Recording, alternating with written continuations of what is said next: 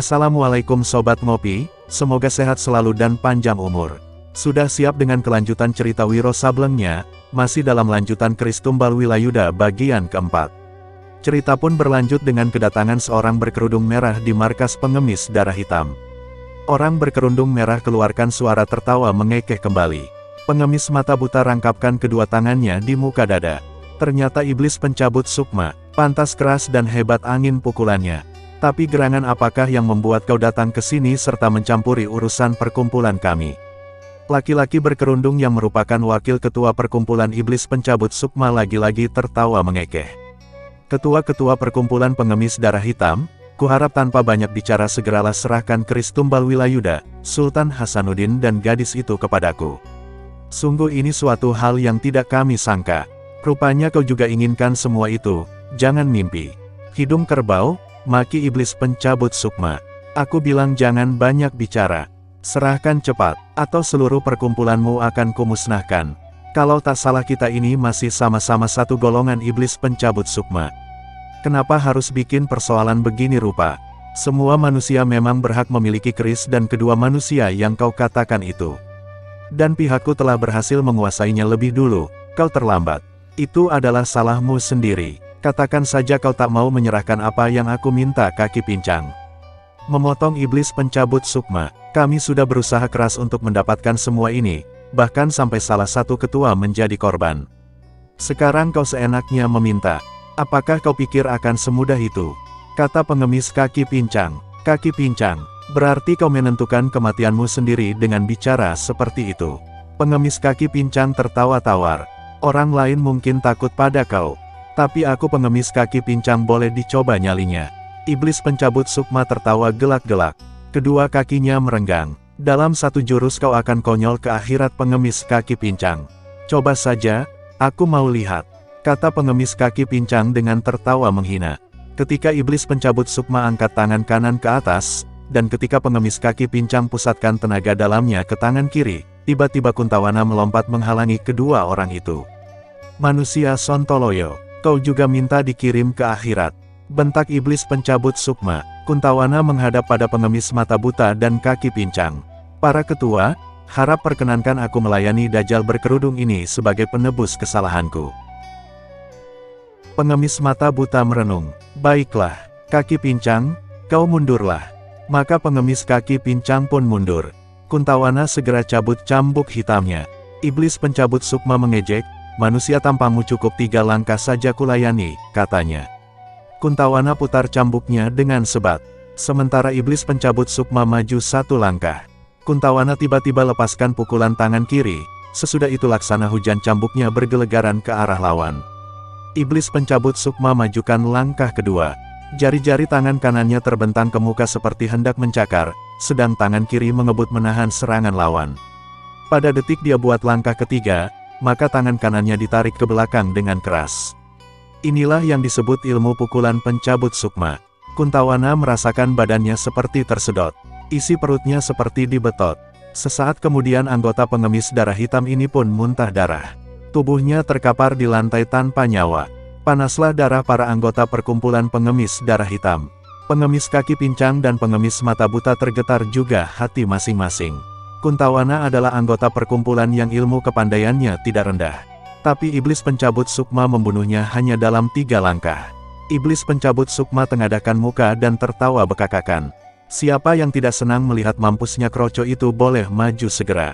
Kemudian dia berpaling pada 2 orang pimpinan perkumpulan pengemis darah hitam. Sepasang matanya kelihatan menyorot berkilat. Kalian berdua masih belum mau serahkan apa yang aku minta. Sebelum kedua ketua pengemis darah hitam berikan jawaban, sesosok tubuh dengan gerakan enteng melompat ke hadapan 2 ketua pengemis darah hitam. Para ketua, perkenankanlah akulah Simpong untuk membasmi iblis yang kesasar ini.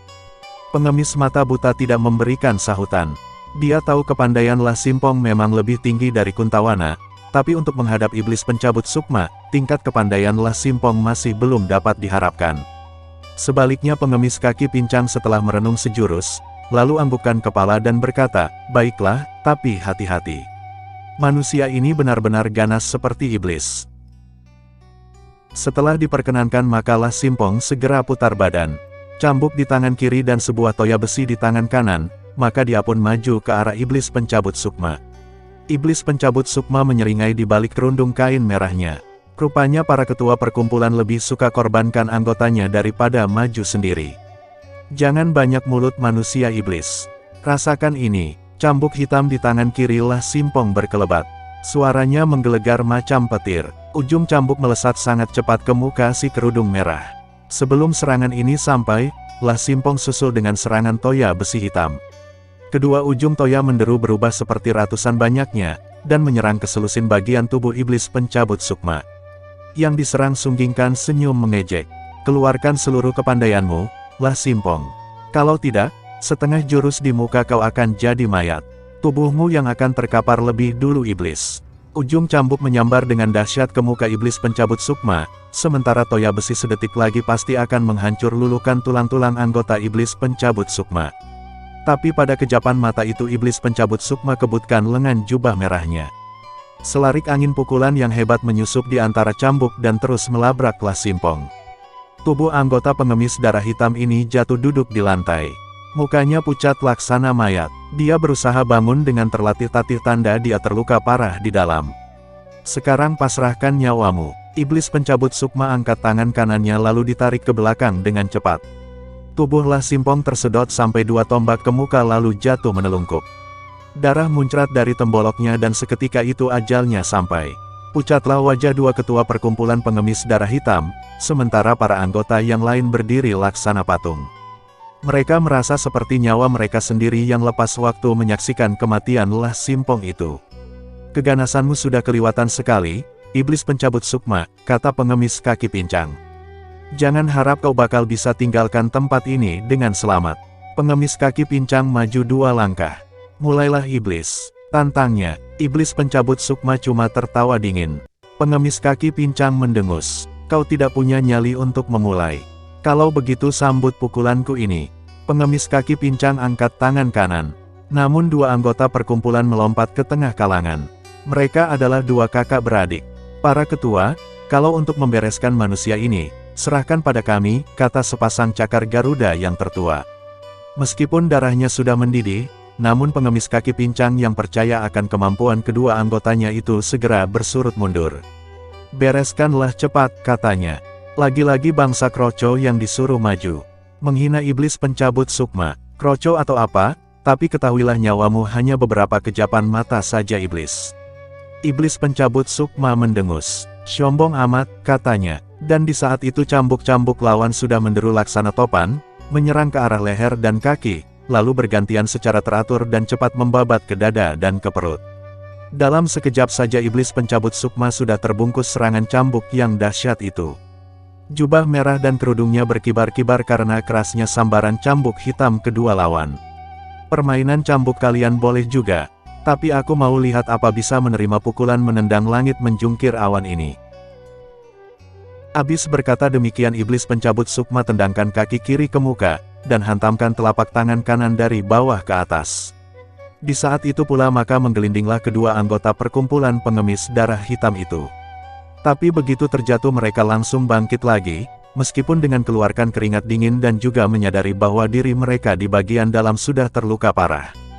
Keduanya sama-sama menggerung. Cambuk hitam mendera ganas, sedang tangan kiri yang membentuk cakar burung Garuda dengan kecepatan yang luar biasa menyambar ke muka dan ke dada iblis pencabut sukma. Oh, jadi kalian adalah sepasang cakar Garuda, ujar iblis pencabut sukma yang kenali permainan silat kedua lawannya.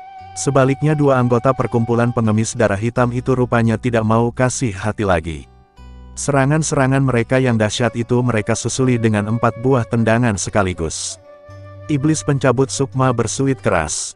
Begitu suitannya lenyap, maka dari tangan kirinya menyambarlah sinar merah yang menyeruak laksana kipas menyerang sepasang cakar Garuda sekaligus. Kedua orang itu mencelat ke loteng, satu amblas dan menyangsrang di papan loteng sedang yang satu lagi jatuh bergedebukan ke lantai. Tubuh keduanya merah matang laksana daging panggang. Pengemis kaki pincang tahan nafas. Pukulan kipas merah, membatin ketua pengemis darah hitam ini. Sedangkan pengemis mata buta, meskipun tidak dapat melihat namun perasaannya yang tajam serta pendengarannya yang luar biasa, dapat mengetahui ilmu pukulan yang telah dilepaskan lawan. Ruangan itu sehening di kuburan. Sekali lagi iblis pencabut sukma menengadah dan keluarkan suara tertawa bekakakan. Dari arah pintu melangkah enteng seorang anggota lain. Tubuhnya tinggi kekar, tampangnya seram, kumis dan janggutnya tajam meranggas sedang salah satu matanya picak. Para ketua, izinkan aku si mata picak membuat perhitungan dengan manusia itu. Baik pengemis kaki pincang maupun pengemis mata buta sama-sama anggukkan kepala. Mata picak adalah anggota yang paling tinggi ilmunya dan mempunyai kelihayan dalam memainkan senjata rahasia paku darah hitam. Karena itu para ketua yakin, bahwa anggota mereka yang berilmu tinggi ini sanggup mengalahkan lawan yang tangguh itu. Mata picak putar tubuh menghadapi iblis pencabut sukma. Iblis pencabut sukma, aku pengemis mata picak mohon diberi beberapa jurus pelajaran dari kau. Mata picak, ternyata kau punya peradatan sedikit, aku akan ampuni jiwamu. Tapi lekas korek kau punya biji mata lalu tinggalkan tempat ini. Gigi-gigi dan geraham pengemis mata picak bergemeletakan. Kepongahanmu setinggi langit iblis pencabut sukma.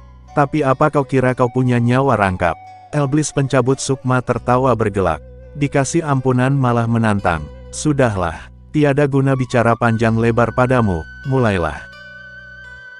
Karena kau yang minta dikirim ke akhirat, maka kau mulailah lebih dulu mata picak. Kata iblis pencabut sukma dengan jumawa. Mendengar ini pengemis mata picak tidak sungkan-sungkan lagi. Laksana terbang, tubuhnya melesat ke muka. 4 tendangan menderu, 6 pukulan membadai. Diam-diam iblis pencabut sukma terkejut juga melihat kehebatan lawan yang satu ini. Dia membentak garang dan berkelebat cepat. Tubuhnya pun lenyap. Kelebatan tubuhnya mengeluarkan angin deras yang membendung keseluruhan serangan lawan. Penuh penasaran pengemis mata picak keruk saku bajunya yang bertambal-tambal. Seketika selusin paku hitam yang beracun melesat menyerang 12 bagian tubuh iblis pencabut nyawa. Manusia berkerudung ini menggerung dan kebutkan kedua tangannya. Maka terdengarlah jeritan pengemis mata picak. 6 dari paku darah hitamnya yang beracun berbalik dan menembus tubuhnya, sedang 6 lainnya mental ke loteng. Terbeliaklah mata pengemis kaki pincang dan anggota-anggota perkumpulan lainnya yang masih hidup. Sedang pengemis mata buta yang tidak punya mata kelihatan wajahnya mengkerut tegang. Iblis pencabut sukma, buka suara pengemis mata buta. Kita sama-sama satu golongan hitam. Antara pihakku dan pihakmu tiada permusuhan. Mengapa turun tangan sampai seganas ini? Aku bosan mendengar bicaramu yang itu-itu juga. Walau bagaimanapun aku tidak sudi disamaratakan satu golongan dengan kau. Aku beri waktu 5 kejapan mata bagimu dan rekanmu si pincang untuk merenung dan memenuhi permintaanku. 5 kejapan mata pun lewat dalam suasana hening tegang. Kalian manusia-manusia keras kepala dan dogol geblek. Bentak iblis pencabut sukma, lihat ini. Sepasang tangannya terpentang ke muka, maka 2 larik sinar merah yang menyeruak seperti kipas, menggebu ke arah 13 orang anggota perkumpulan pengemis darah hitam. Pengemis kaki pincang dan pengemis mata buta terkejut. Buru-buru keduanya hantamkan tangan untuk memapasi namun luput. Di seberang sana 13 anggota perkumpulan pengemis darah hitam mencelat ke dinding dan jatuh bertumpukan tanpa nyawa. Tubuh mereka matang merah laksana dipanggang. Maka murkalah kedua pucuk pimpinan perkumpulan pengemis darah hitam. Keduanya maju berbarengan. 2 tokoh silat yang katanya lihai dan terkenal nyatanya hanya nama-nama kosong belaka. Beraninya menyerang main kroyok, kata iblis pencabut sukma dengan suara lantang. Mendengar perkataan tersebut, pengemis mata buta meskipun termasuk tokoh silat golongan hitam, tapi mendengar ini segera bersurut mundur dan berkata, "Saudara pengemis kaki pincang, bereskan biang malapetaka ini." "Tak usah khawatir, saudara mata buta," menyahut pengemis kaki pincang. "Tapi aku tidak begitu senang menghadapi manusia yang sembunyikan wajahnya di balik kerudung." Abis berkata begini, dengan keluarkan jurus Garuda Sakti, maka berkelebatlah pengemis kaki pincang. Demikian cepat gerakannya sehingga tak terduga sama sekali oleh iblis pencabut sukma. Maka robek dan tanggallah kerudung merah iblis pencabut sukma. Dan terkejutlah pengemis kaki pincang. Muka iblis pencabut sukma nyatanya benar-benar menyeramkan seperti iblis. Keseluruhan mukanya hancur oleh bopeng-bopeng yang besar-besar. Kedua matanya sangat besar dan menjorok ke muka serta jereng. Hidungnya hampir sebesar telapak tangan dan pesek lebar menutupi pipinya yang cekung. Bibirnya sangat tebal dan tak bisa dikatupkan, sehingga kelihatanlah gigi-giginya yang besar-besar dan busuk. Kejut, pengemis kaki pincang hanya seketika. Menyusul terdengar suara tertawanya membahak. Kiranya iblis pencabut sukma bermuka terlalu buruk, lebih buruk dari iblis sungguhan. Pantas sembunyikan muka di balik kerudung. Iblis pencabut sukma mendongak ke atas. Hidungnya keluarkan suara mendengus. Jangan harap kau bisa selamat dalam 3 jurus setan alas, bentaknya. Dan di saat itu pengemis kaki pincang sudah melayang sebat ke mukanya. 2 tangan terpentang kemudian membuat 6 serangan beruntun yang disusul oleh 4 tendangan dahsyat. Iblis pencabut sukma mengaum macam harimau lapar. Sekali dia berkelebat maka lenyaplah tubuhnya, dan pada sekejapan mata kemudian sinar merah berbentuk kipas menggelombang menyerang pengemis kaki pincang. Cuma pukulan picisan begini siapa yang takut? Kata pengemis kaki pincang seraya lompat 3 tombak ke atas. Serangan lawan berhasil dielakkan oleh pengemis kaki pincang. Dengan geram iblis pencabut sukma melompat ke udara seraya lancarkan jurus menendang langit menjungkir awan. Karena jurus ini mempergunakan lebih dari setengah bagian tenaga dalamnya, maka tak ampun lagi pengemis kaki pincang mencelat ke atas loteng. Loteng seketika jebol. Dengan beringas ia segera bangkit. Sesudah berhasil lepaskan diri dari jepitan papan-papan loteng, pengemis kaki pincang cabut pipa besarnya dari balik pakaian yang bertambal-tambal.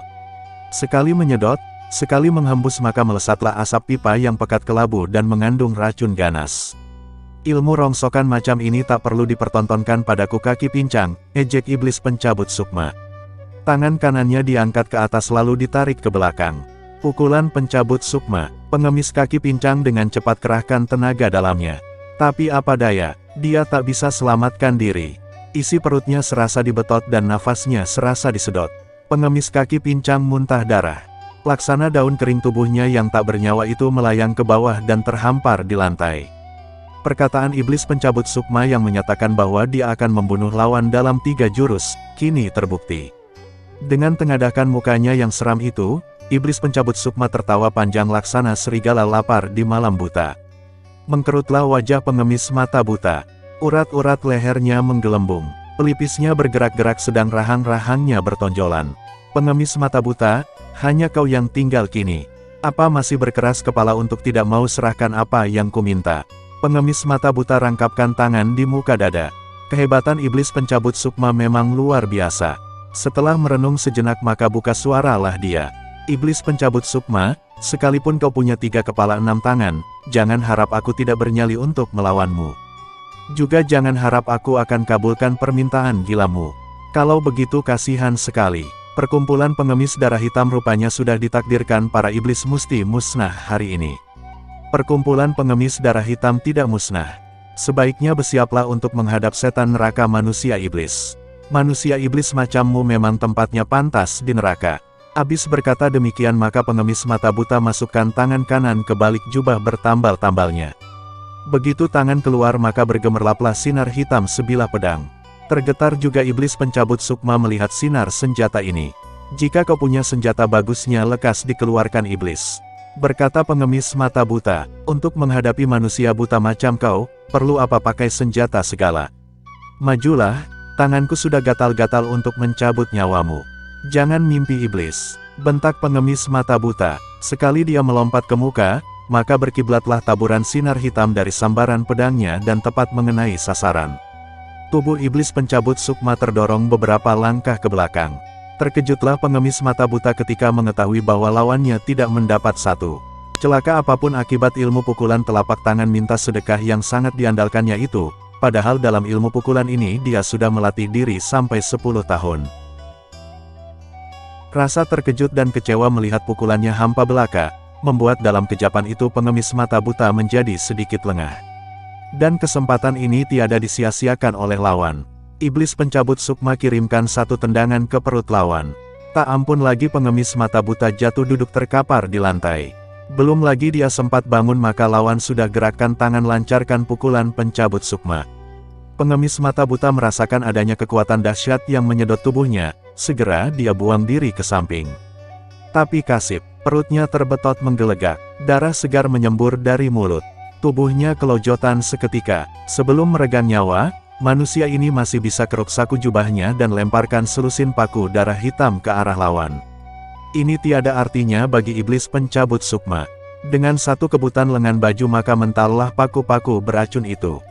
Selama beberapa ketika terdengarlah suara tertawa iblis pencabut sukma. Tertawa yang membuat kedua matanya yang juling menjadi basah oleh air mata. Manusia bermuka seram Bopeng ini kemudian membungkuk di hadapan pengemis mata buta. Tangannya menggeledah di balik jubah bertambal-tambal mencari keris tumbal Wilayuda. Bila bertemu segera diselipkan di balik pinggangnya. Kemudian dia melangkah ke hadapan sosok tubuh Anjarsari yang saat itu tiada sadarkan diri karena telah ditotok jalan darahnya sewaktu dilarikan oleh Lah Simpong. Iblis pencabut sukma memandang dengan mata berkilat-kilat ke tubuh Anjarsari yang pakaiannya berada dalam keadaan tak menentu. Dia menyeringai penuh arti. Dibelainya pipi gadis itu. Betapa lembut dan halusnya. Dirabanya dadanya. Menggeletar tubuh iblis pencabut sukma. Kalau tidak ingat bahwa dia mesti lekas-lekas meninggalkan tempat itu, maulah dia mengikuti segala kehendak nafsunya. Dipanggulnya tubuh gadis itu di bahu kiri kemudian dia melangkah ke hadapan Sultan yang terbujur di lantai dan juga dalam keadaan tak berdaya karena ditotok. Sewaktu iblis pencabut jiwa membungkuk pula untuk mengempit tubuh Sultan, tiba-tiba berkelebatlah sesosok bayangan biru dan tahu-tahu tubuh Sultan disambar lalu dibawa lari. Kejut iblis pencabut sukma tentu saja tiada terlukiskan. Kurang ajar, berhenti, teriaknya memerintah. Tapi bayangan biru itu terus kabur tancap gas. Dengan geram iblis pencabut sukma lemparkan 30 jarum merah ke arah si manusia berjubah biru. Yang diserang, tanpa menoleh lambaikan tangan kirinya. Ke-30 jarum merah itu pun mental laksana disapu topan. Iblis pencabut sukma angkat kaki coba mengejar. Tapi bayangan biru sudah lenyap. Setan alas, memaki dia, pasti perempuan laknat itu lagi.